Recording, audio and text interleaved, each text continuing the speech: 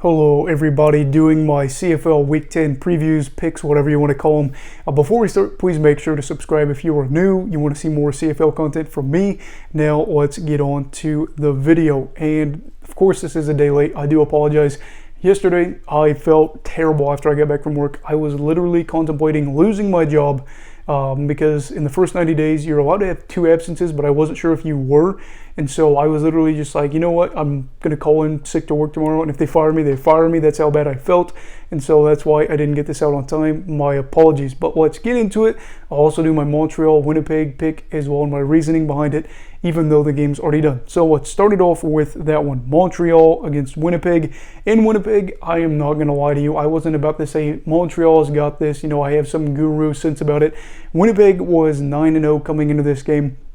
Playing at home, had played pretty well most of the year, especially their defense has stepped up when it needed to. I absolutely would have picked them to beat Montreal, a team that had struggled in general, and we saw how that worked out. The Owls were able to win in overtime. Not going to dive too much into that, but yeah, I would have picked Winnipeg. Winnipeg obviously didn't win, starting off the week 0-1. What can you do about it? Now for the other games, we have the Toronto Argonauts and the Hamilton Tiger Cats playing in Hamilton. This game is kind of weird for a variety of reasons. You have, looks like Matthew Schultz will be starting for the Hamilton Tiger Cats. I think Dane Evans has been dealing with a nagging leg injury. Maybe it wasn't leg, can't remember, but yeah, he's been dealing with some stuff. And so Schultz will be out there. It is time to watch the Schultz show, and I am devoted as usual to seeing the man with the black visor go out there and put on a show. Willie, I don't know, as the team is going to be battling the loss of one of their key receivers. It's Braylon Addison, as he is out for the year with an Achilles injury, if I'm not mistaken.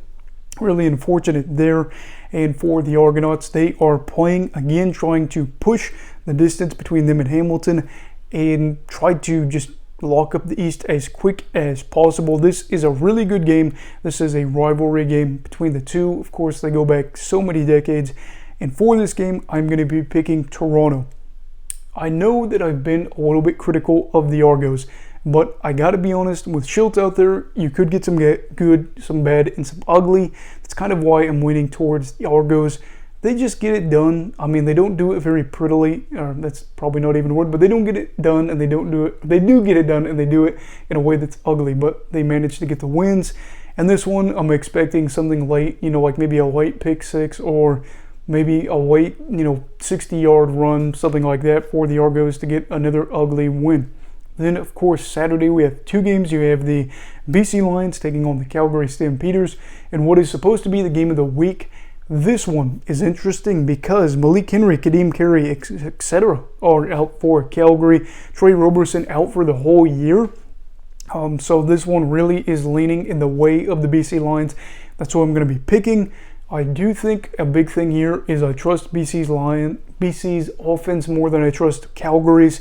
While Calgary is good, losing Carey or not having Carey and relying on Mills might be a way you could go, but I'd still like to have Carey. Malik Henry being out is not favorable. And then, of course, losing Trey Roberson for the year is unfortunate. Picking the Lions here, but I could see Calgary winning it.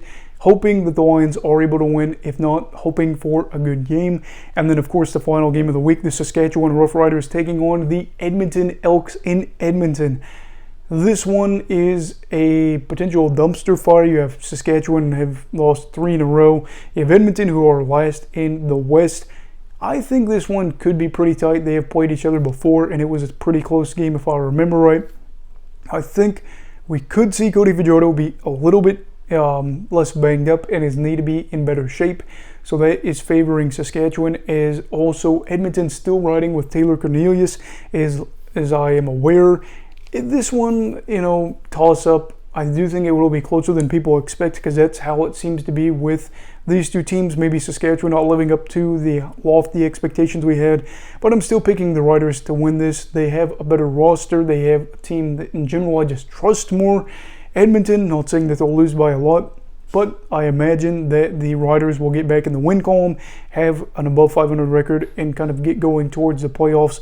Try to gain some momentum, as they have really one of their last easy games of the year. So those are my picks for the week. Of course, Winnipeg, which we already saw wasn't the case. Toronto, then BC, and then Saskatchewan. What are your picks for the week? Let me know down below and why.